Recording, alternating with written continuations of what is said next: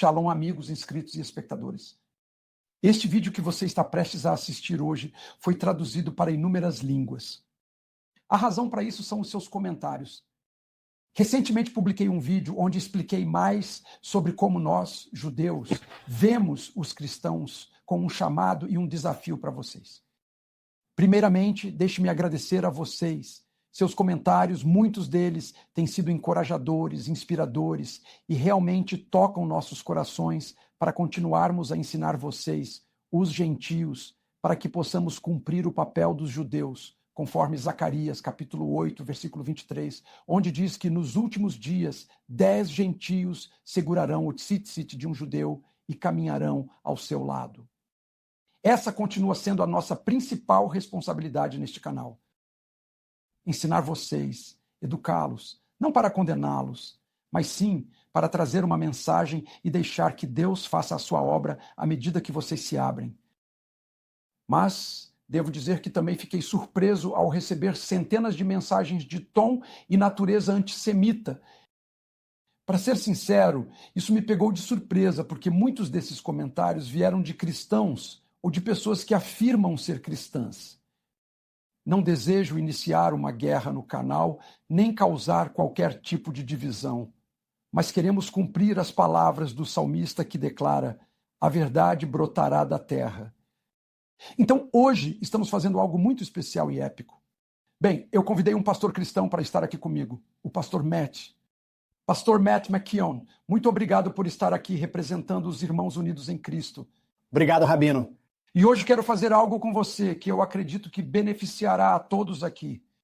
Vamos seguir rapidamente, bem rapidinho, e ouvir sua opinião sobre algumas declarações que os próprios cristãos fazem de natureza antissemita, pois acredito que precisamos sim abordar essas questões. E eu vou começar agora e vamos abordar essas questões de maneira direta. Vou tentar não interrompê-lo e seguir o mais rápido possível, indo direto ao ponto. De tempos em tempos, vamos convidar o pastor Matt para fazer esse tipo de coisa. Você é um pastor cristão, certo? Sim. Queremos garantir que compreendemos essas questões também do outro lado. Sou um rabino judeu, mas também queremos ouvir a perspectiva cristã, para que as pessoas possam entender melhor e, assim, esperamos alcançar a reconciliação e nos encontrar nesse ponto em comum. Vamos lá. Primeira pergunta, você está pronto? Sim. Vamos fazer isso de forma rápida e fervorosa. E, por favor, sintam-se à vontade para deixar comentários. Não condenações, apenas comentários e perguntas. E o pastor Matt irá respondê-los. Claro, compartilhem e curtam esses vídeos. Isso é para vocês, nossos amigos e irmãos cristãos. Vamos lá. Primeira pergunta. Número 1, ou comentário número 1. Você só precisa de Jesus. Você não precisa de mais nada. Leia a Bíblia. Uau! O interessante é que quando um cristão diz "você só precisa de Jesus", esquecemos que nossa Bíblia estaria incompleta se tivéssemos apenas o Novo Testamento. Portanto, não precisamos apenas de Jesus. Yeshua, como o chamamos em hebraico, veio como o cumprimento de tudo o que foi estabelecido anteriormente. Não se trata de você apenas precisar de Jesus, porque sua vinda está ligada a tudo o que veio antes. O que precisamos é voltar até a fé de Abraão. Precisamos voltar à lei de Moisés. Precisamos voltar aos milagres de Elias. Todas essas coisas são essenciais para a nossa fé, ou nada faz sentido no Novo Testamento. Isso é algo muito limitado, e eu diria excessivamente simplista. Tudo precisa caminhar até uma culminação, e o Messias é essa culminação. Aqui tem mais um. Eu sou cristão. Jesus não é falso. Existe apenas um Jesus e nós, cristãos, o amamos e o adoramos. Não. O Jesus moderno, infelizmente, foi desvinculado de sua identidade judaica.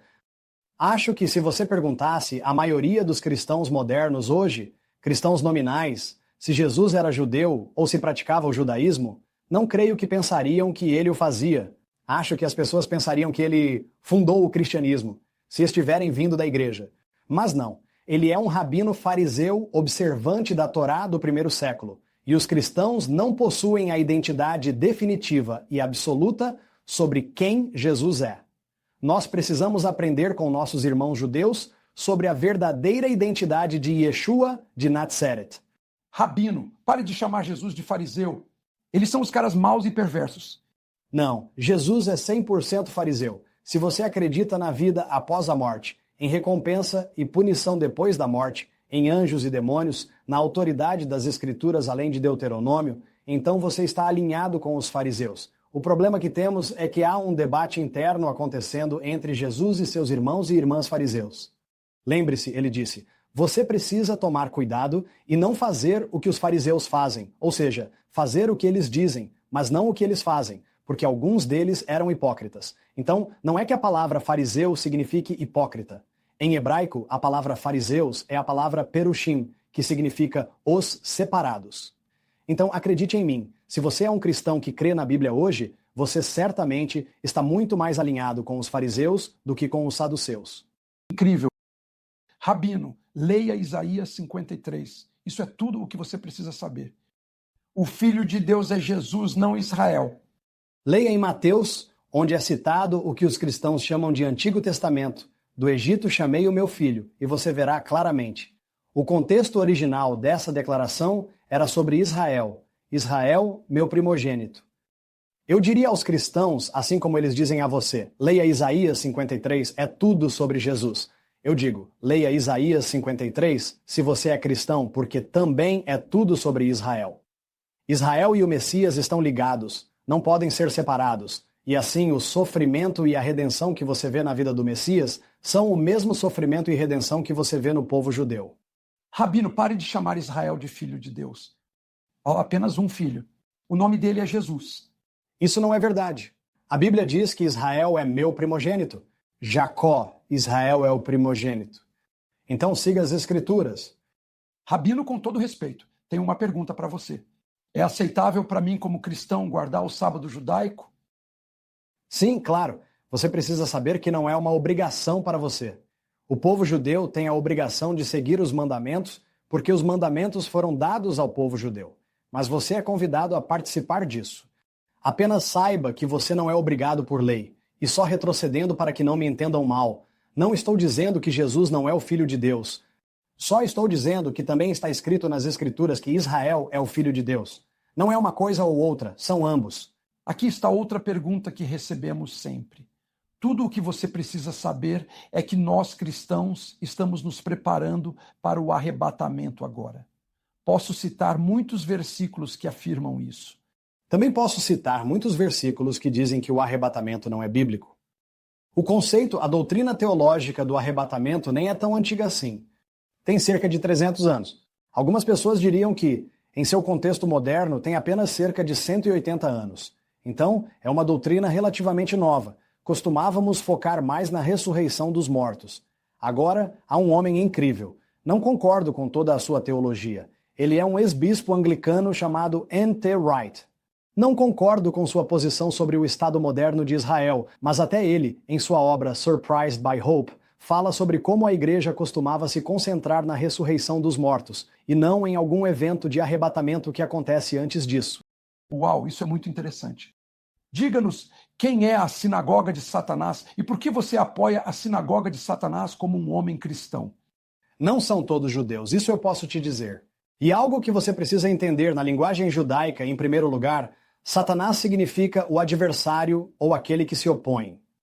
É um título, não um nome. O nome do diabo não é Satanás, isso é um título.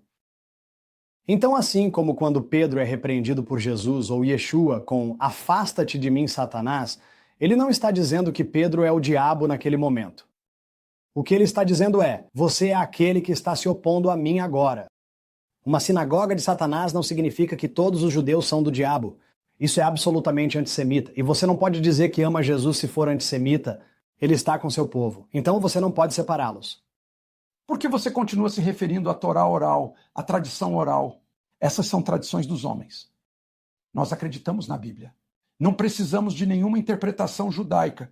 A tradição judaica e a tradição oral judaica são algo que Jesus seguiu 100%. E os apóstolos também fizeram o mesmo. Olhe para o conceito da caminhada permitida no sábado no Novo Testamento. Veja a menção no Novo Testamento de Janes e Jambres, os magos do faraó, que não são mencionados de forma alguma na Torá, mas aparecem na tradição oral. Veja a ideia de Miguel repreendendo Satanás, disputando pelo corpo de Moisés. Isso não está na Torá, isso vem da tradição judaica. O Novo Testamento está repleto de tradição judaica. Então, no judaísmo, não é como Martinho Lutero. Não é uma fé baseada apenas na escritura. O judaísmo nunca foi apenas a escrita. É a escrita interpretada pela tradição que foi transmitida oralmente. Jesus é o único filho unigênito de Deus, que nasceu de uma judia. Portanto, Jesus era judeu. A versão King James declara claramente que Jesus não foi, nem é, associado a nenhum fariseu. Pare de comparar e conectar Jesus ao judaísmo farisaico. Jesus era fariseu, e eu posso provar isso para você. Os fariseus eram responsáveis pelo que é chamado de sistema de sinagogas. Onde você vê Jesus ensinando com frequência? Na sinagoga. Não havia nenhum saduceu nas sinagogas. A sinagoga é algo completamente farisaico. Então, quando você vê Jesus ensinando em uma sinagoga, ele está endossando o sistema farisaico. Jesus era 100% fariseu. Pesquise. A mesma ideia. Jesus odiava os fariseus, chamando-os de sinagoga de Satanás, e o judeu comum nas ruas era chamado por ele de filho de Abraão. Ele odiava tudo relacionado à autoridade religiosa. Isso não é absolutamente verdade. Se você conhece um irmão cristão que não vive de acordo com o que diz, você não vai chamá-lo à responsabilidade? Ou você vai dizer que os odeia? Não. Você quer que eles se reconciliem, que sejam redimidos, que se arrependam, e foi exatamente isso que Jesus disse sobre os fariseus. Não há judeu nem gentio em Jesus Cristo. Precisamos parar com isso. Não, nesse mesmo versículo diz que também não há homem ou mulher. Você aceita essa coisa estranha de identidade de gênero que está acontecendo agora? Alguém ser chamado de Elo-Ili. Não. Eu tenho uma esposa, mas é claro, continuo sendo homem. E obviamente ela continua sendo mulher. Isso significa que a distinção ou a ideia de que um é melhor do que o outro foi eliminada. Eu não sou melhor por ser homem. Ele não é melhor porque é judeu. Isso não significa que não haja papéis distintos. Isso é absurdo. Você não diria o mesmo de homens e mulheres. Por gentileza, pare de idolatrar o povo judeu. Eles são tão ruins quanto qualquer outra pessoa. Nós não estamos idolatrando o povo judeu. Eles são nosso irmão mais velho na fé. Nós não teríamos uma fé. Vocês cristãos não teriam fé em Jesus se não fosse pelos judeus. A salvação vem dos judeus. Jesus disse isso em João 4, com a mulher no poço.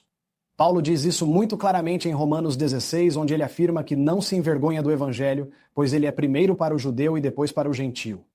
Há um lugar de preeminência. Precisa ter um capitão no time de futebol.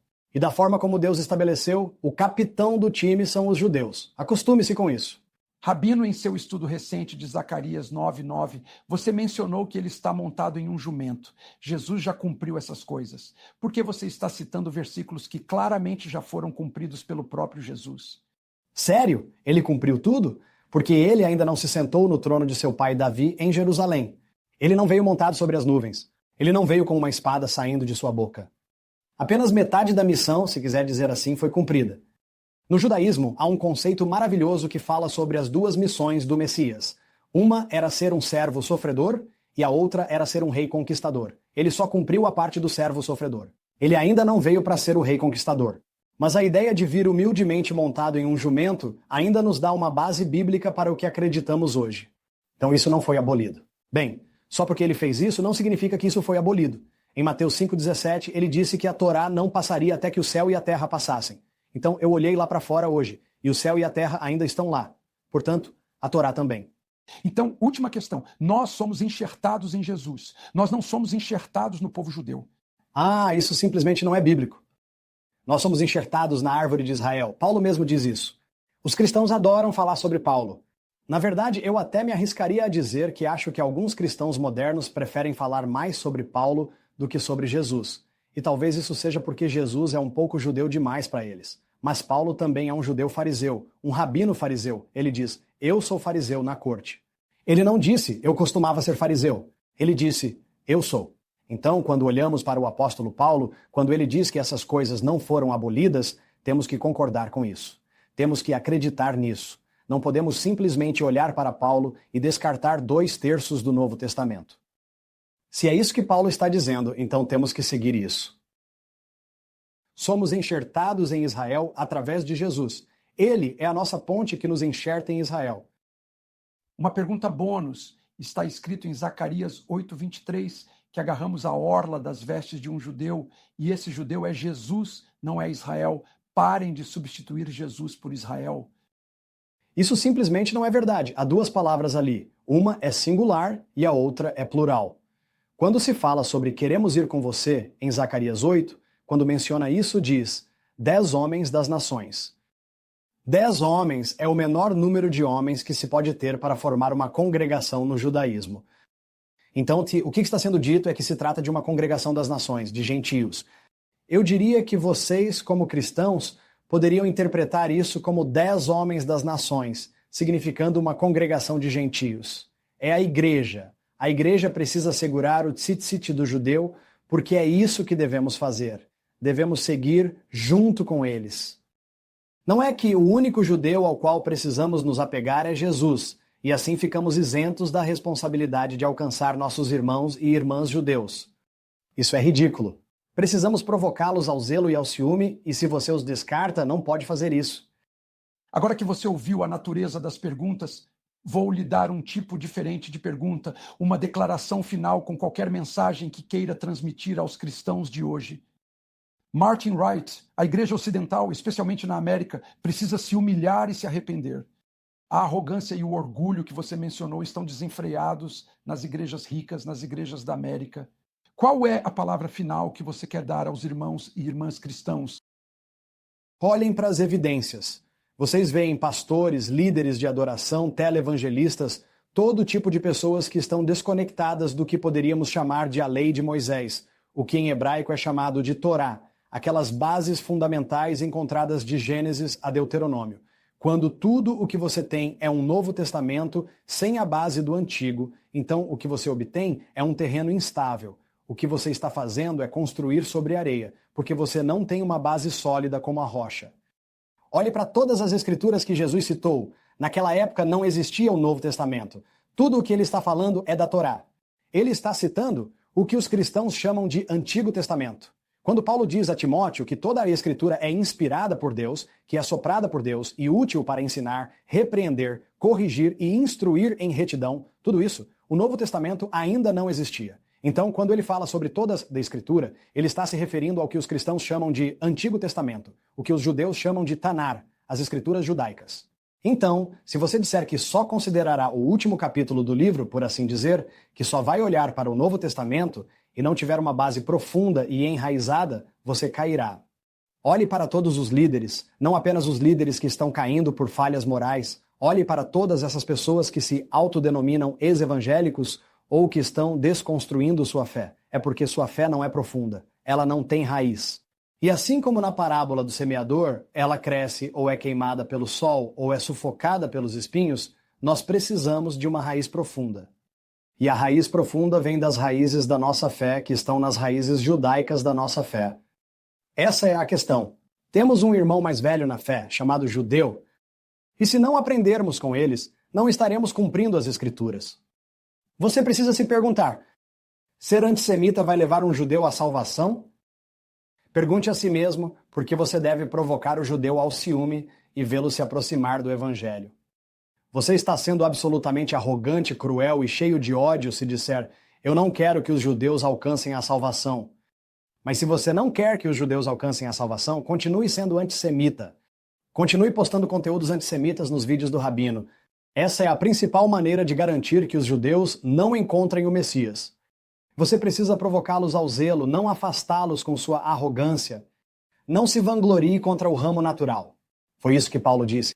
E você diz que ama Paulo. Então aprenda com ele e faça o que ele diz. Pare de se vangloriar contra o ramo natural. Você foi apenas enxertado. Não pense que Deus não pode arrancá-lo por causa da sua arrogância contra o ramo natural. Seja muito cuidadoso. Eu ficaria muito nervoso de estar no lugar de algumas dessas pessoas no dia do julgamento, quando o Messias, que é um bom judeu, disser, afastem-se de mim, vocês que praticam a iniquidade, eu nunca os conheci. O que significa iniquidade? Significa estar sem a Torá. Este é o momento de levar as coisas a sério. Pare de ser um guerreiro de teclado escrevendo coisas antijudaicas e antissemitas. Faça o trabalho do reino e tente fazer com que nossos irmãos e irmãs judeus compreendam o Messias em seu verdadeiro contexto judaico, ou eles não entrarão no reino. E se esse não é o seu desejo, ver os judeus entrando no reino, então acho que você não tem parte nisso de qualquer forma. Chegou um último comentário. Como cristão, preciso te perguntar sobre isso, porque acho que reflete o sentimento de muitas pessoas. Meu caro, há apenas um Yeshua, o Messias, o príncipe da paz e Senhor de todos. Você está muito errado. Eu não escolho te condenar. Eu amo a Deus. Eu amo o povo judeu. E eu sei que não chegará um dia em que eles o reconhecerão como Yeshua, o Messias. Eles irão alertar, mas lembre-se, há apenas um único Jesus. Isso simplesmente não é verdade. Simplesmente não é verdade. Você diria que há um único Jesus, o Jesus das Testemunhas de Jeová? Não. A versão deles de Jesus nem sequer é divina. Você diria que o Jesus dos Mormons é um bom Jesus, o Jesus verdadeiro? Não. Infelizmente, hoje existem muitos Jesus por aí, e muitos deles são falsos, incluindo aquele que é defendido por muitos cristãos modernos, que odeia Israel e é contra o povo judeu e esse tipo de coisa. Esse tipo de Jesus não está certo. O verdadeiro Jesus é aquele que lemos nas Escrituras, que era um rabino judeu observante da Torá e que estava disposto a permitir que os gentios entrassem e fossem enxertados. Esse é o verdadeiro. Não é que haja apenas um. Se o Jesus que você escolhe é aquele que é anti-judeu, então você escolheu o Jesus errado. É tão errado quanto o Jesus das Testemunhas de Jeová ou o Jesus dos Mormons. Precisamos entender a raiz. Precisamos entender a verdade. Olhe para a sua Bíblia, não através da sua lente pré-determinada. Se você realmente olhar para ela, olhar de verdade. Faça o que eu fiz. Estudei com esse homem maravilhoso por 10 anos. Tire as vendas, saia do seu campo denominacional estreito e olhe para as raízes da fé nas Escrituras. E você verá o que estou falando. Amigos, este é um vídeo muito bom e corajoso de se fazer e sei que vai gerar muitos comentários. Prometemos que na próxima semana faremos um acompanhamento, porque haverá muitas perguntas. Pastor, você pode voltar na próxima semana? Claro, obrigado, Rabino. Muito obrigado. Escrevam suas perguntas. Por favor, façam o que Paulo fez. Ele disse para testar tudo e apegar-se ao que é bom e verdadeiro. É muito importante que tenhamos esse diálogo essencial, pois muitos cristãos precisam ouvir isso. Na próxima semana faremos um acompanhamento das suas perguntas. Acho que não poderia ter dito essas coisas melhor do que o pastor disse. Esse é realmente um diálogo importante entre judeus e cristãos que precisamos ter agora. Então compartilhem e curtam este vídeo. E se me permitirem sugerir algo, há um livro maravilhoso chamado O Remanescente Rebeca, que eu encorajo a todos a lerem agora. Está disponível em inúmeras línguas. Ele ajudará vocês tremendamente como cristãos a seguirem e cumprirem seu chamado também. Obrigado por estarem aqui para este vídeo urgente. Estamos ansiosos para fazer a parte Bet na próxima semana. Eu não disse isso, foi o pastor que disse, e espero que vocês recebam isso com verdade e amor. Que Deus abençoe a todos. Shalom.